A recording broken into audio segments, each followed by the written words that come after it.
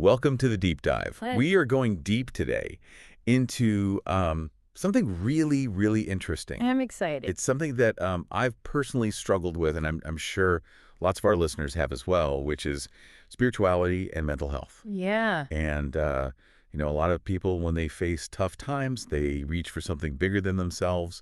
They, find some solace, find some sense of connection. Yeah. So that's what we're going to dive into today. Absolutely. We have some really fascinating research here, Yeah. really about how engaging with your spiritual side can be like a resource for your mental well-being. Yeah. It's not just this abstract thing. It can actually be something that can help you cultivate meaning and connection in your life. Yeah. It's pretty cool. I think it's interesting, back in the early days of psychology, Yeah. they had some pretty strong opinions. I'm thinking about Freud. Yes. He was wary of religion, and he saw it like potentially linked to mental illness. Oh, wow. And it's just really interesting to think, early psychology, they were really focused on the inner workings of a person. Mm-hmm. But they were kind of hesitant to explore this dimension of human experience. Yeah. So I'm curious what our sources say about kind of what that skepticism was about. Yeah, that's a really good question. So I think, in the beginning, psychology was very much in a biomedical model. Yeah, okay. So they were looking for empirical evidence. Okay.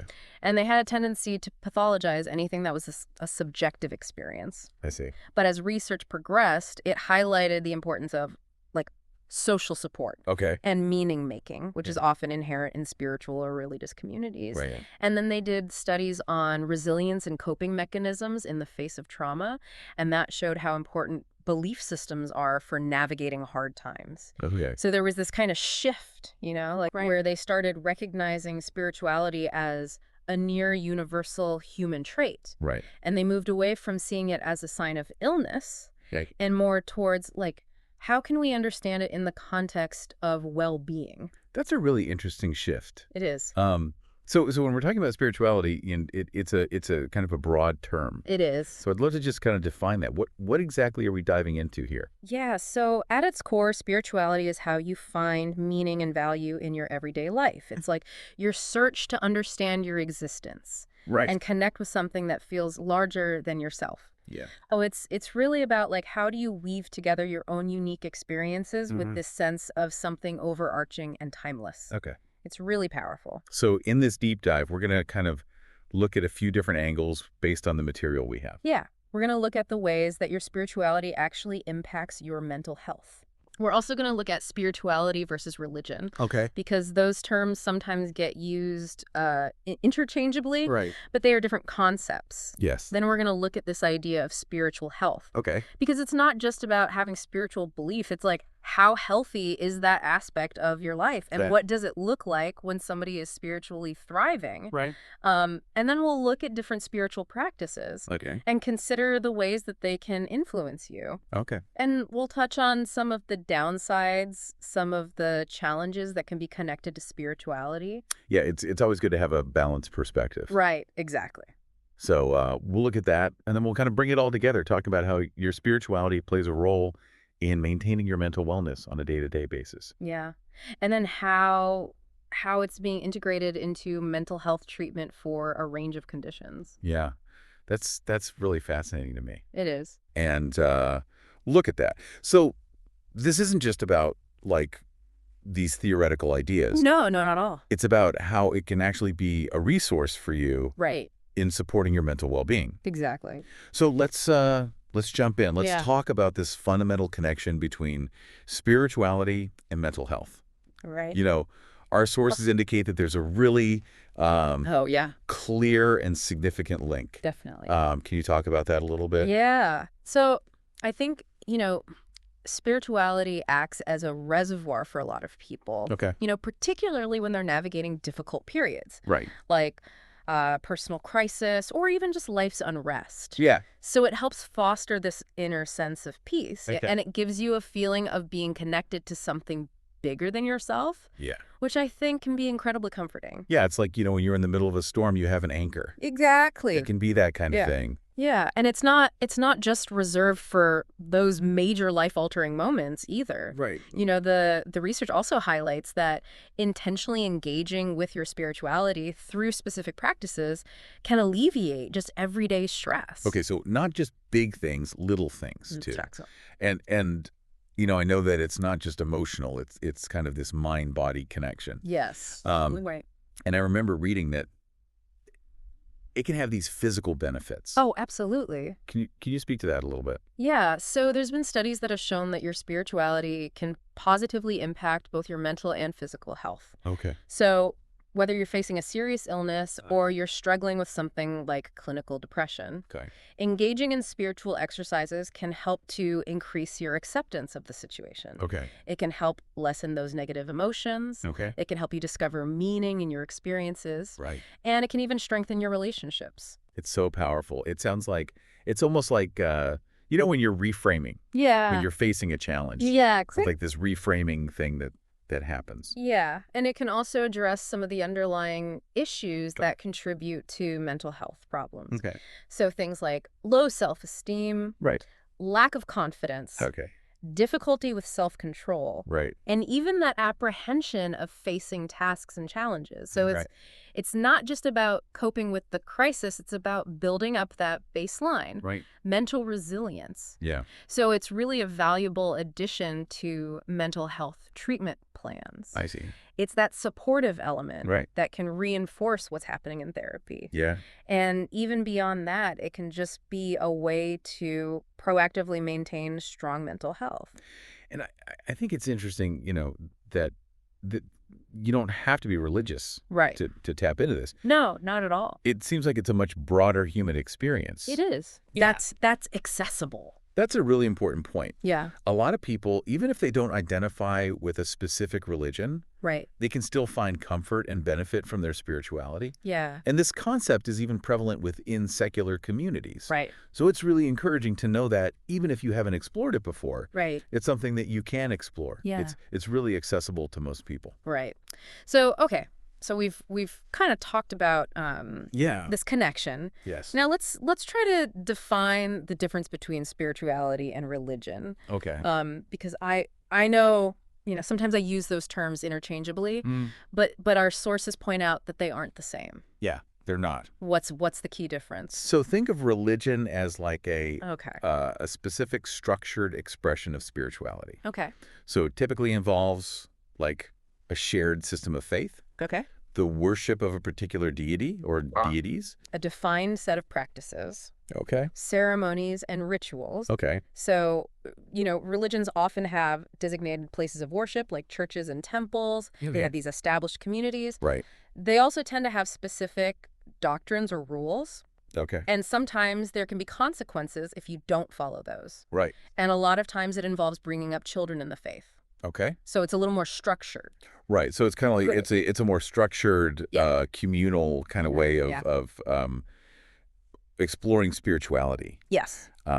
So spiritual practices can incorporate some of those elements, Yes. but they don't necessarily require them. No. So it's like this broader experience. It is. And our sources give some examples, Yeah. like, that feeling of awe Yeah. that you might experience on a mountaintop, Yeah. or, a deep sense of connection Yeah. at a support group meeting. Right. So these aren't necessarily religious experiences, but they're definitely spiritual. Absolutely. Yeah. Yeah. I've definitely had those moments where I've been in nature Yes. or, Yeah. marveling at some ancient architecture Mhm. or something like that.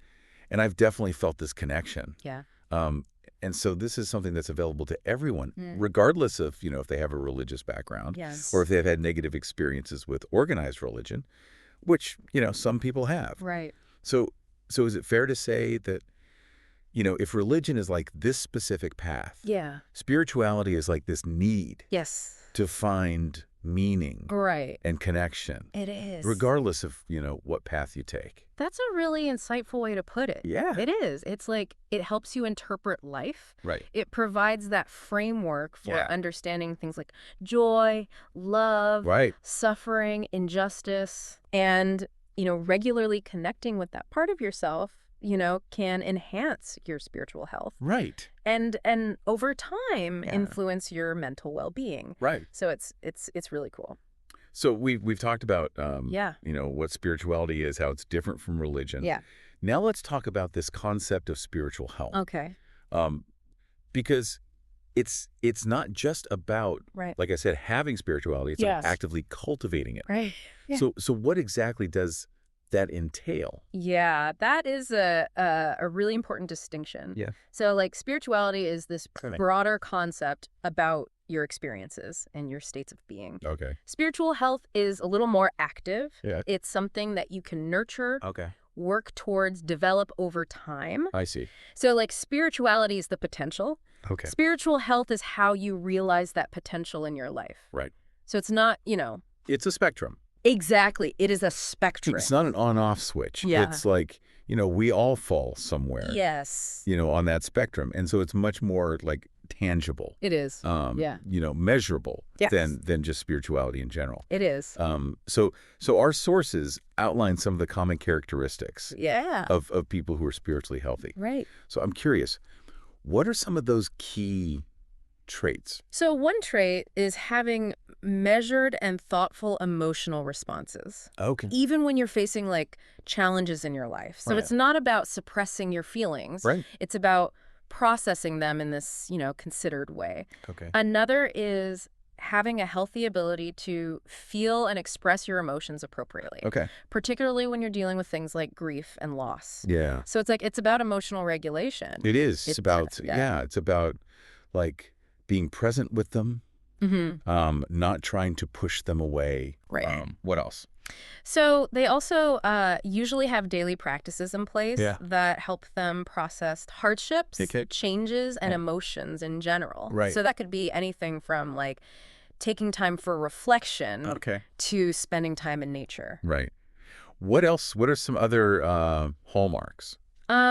Usually they're very kind and understanding when other people pose challenges. Okay. And they have this flexibility in their beliefs. Okay. They can adapt Okay. as needed to new situations or Right. information. Right. So they're not rigid in their thinking, they're not rigid. which I think in this world is so important. It is, yeah. Everything's constantly changing. Yeah, So you have to have that adaptability. yeah. Okay. So what else? Mindfulness, Okay. being present in your everyday activities. Right. So whether you're eating, exercising, working, or spending time with loved ones. Right. Being freely engaged. Yes. Okay. What else? And usually, if they need to, they're able to explain their inner state. Okay. They have that understanding of their own feelings and experiences, and they Right. can communicate them. Right. Yeah. So, It sounds like yeah, a really integrated sense of well-being. it is. It's not just emotional, it's mental, it's social. Yeah, that's right. And I think it's important to Yeah. note that if you don't see all these traits in yourself, Right. that's okay. Yes, that's right. These are all things that you can Yeah. cultivate. Absolutely. So don't be don't feel bad Right. if you don't exhibit all of these traits. Yeah, you can cultivate them. These are things you can work on. Yeah. And a lot of times a spiritual mentor or a mental health professional Yes. can offer guidance in that. Yeah. So how do we actually go about cultivating Yeah. this spiritual health? Yeah. Um, So our sources mention. A variety of spiritual practices. Okay. What are some common approaches? So, spirituality manifests in so many different ways. It does. And it's really influenced by your culture, your background, your Cool. experiences, Absolutely. and even just the way your mind works. Yeah, But there are some common threads. there are. So mindfulness practices is a huge one. Absolutely. So, that's things like meditation, Yeah. prayer, Mm. personal reflection, Okay. even practices like yoga. Right. So all of those encourage this awareness of the present moment. Yes, exactly. And then we have reading rituals. Right. So this might involve, sacred text for some, Yes. but it could also include, Yeah. Self-help books or Yeah. even just literature that evokes this Yeah. kind of deeper meaning. Absolutely. And then spending time engaging with art, Yes. music, Right. media. Absolutely. That enhance, your spiritual connection to the world Right. and others. Right. So, Yeah. getting lost in a beautiful piece of music Yes. or, a powerful work of art Right. can be a spiritual experience. Absolutely. And then, of course, Yeah. spending time in nature, Yes. So important. hiking, being near water, Yeah. simply being outdoors. Right. You can find this profound sense of connection and peace, Absolutely. in those environments. Yeah. And then for, people who are religious, Yeah. attending services or participating in worship Right. can be a central practice. It is. And, it has those established rituals and ceremonies. And then there's creative expression. Absolutely. So painting, writing, any form of self-expression can be spiritual. Yes. Even something as simple as journaling, Right. recording your thoughts Mhm. can be a way to connect with your inner self. It's absolutely. So it's a pretty broad range of activities. It is. Yeah. And, spirituality is not one size fits all. Exactly. It's not a prescription. Yeah. Yeah. So once you've, established this kind of like basic spiritual foundation, Right. you can then focus on deepening your spiritual mindset. Absolutely. Yes. And that often involves more of this internal work. It does. So what does that actually entail? So deepening your spiritual mindset, Yeah. it often requires you to look inward. Okay. And, one of the biggest things is really listening, Okay. not just to formulate your response, Right. but to really understand, Okay. trying to see things from other people's perspectives, Right. cultivating empathy, Yeah. Okay. actively seeking the best in others, Right. even when it's challenging, Okay. and nurturing compassion and forgiveness Okay. for yourself and others. Right. So it's like, it's this, It's like this outward focused yes. inward journey, Yeah. if that makes sense. Yeah, it does. So, a lot of these practices are very people-centric because, Right. other people are such a big part of Yes, our spiritual outlook. that's right. So, so things like community service, Mhm. volunteering, Right. supporting others on their spiritual path, Yeah. guiding them through things like meditation Yes. or, journaling, Right. taking on service roles in, support groups or faith-based communities. Right. And, even just engaging with spiritual topics Yes. through reading or writing. Yeah. So it's all about, consistently Fair paying enough. attention Yeah. to your spiritual health. Right. And that's what enhances your connection to the world Yeah. and to everyone in it. That's right. And that in turn, yeah. Creates this greater sense of joy, Yeah. community, and belonging. Right. But I think it's important, to note Yes. that not everything that's labeled spiritual Yeah. is necessarily healthy. Right. Right. And we need to be aware of that. Absolutely. Yeah. So Yeah. what are some of the things that people should be mindful What are of? some warning signs? Yeah. What are some warning signs? Yeah. What are some, Yeah. Yeah. red flags? Yeah. So, our sources mention, people who are younger Right. or more emotionally vulnerable Okay. can be susceptible to people who might exploit Right. spirituality for their own gain. Okay. People who want to, Hmm. build a following Mhm. or, Yeah. start a cult. Yeah. Those are obviously more extreme cases. Right. But it's not uncommon, for people to be very zealous Yeah. and to try to impose, Yeah. Yeah. their spiritual beliefs Mm. on others. Right. So what are some, So be cautious. Yeah. Be cautious of self-proclaimed gurus okay, or leaders okay, who demand unquestioning obedience. right. That's usually a red flag. Yeah. What about Yeah. religious groups? Yes, Are definitely. there any, Yeah. red flags that people should be looking for there? Yes. So be cautious of groups that pressure you to convert to extreme ways of thinking. Okay. That's Yeah. a sign that Right. something's off. If your new faith, isolates you from your friends and family, Right. that's a problem. That's a problem. Yeah. Because healthy spiritual practices Yeah. promote, Yeah. wholeness and Right. connection, Yeah. Yeah. not division. Exactly. Also be wary Yeah. of anyone who aggressively disparages a Ah. faith or spiritual practice Yeah. that, feels genuinely true and helpful to you. It's right. And I think this is really important. It is. Um, Yeah. Spirituality should never be a reason to avoid seeking professional help No, never. for mental health concerns. Right. You can benefit Yeah. from the expertise of medical professionals and still have, a rich spiritual life. Absolutely. And any form of spirituality Sure. that dismisses mental illness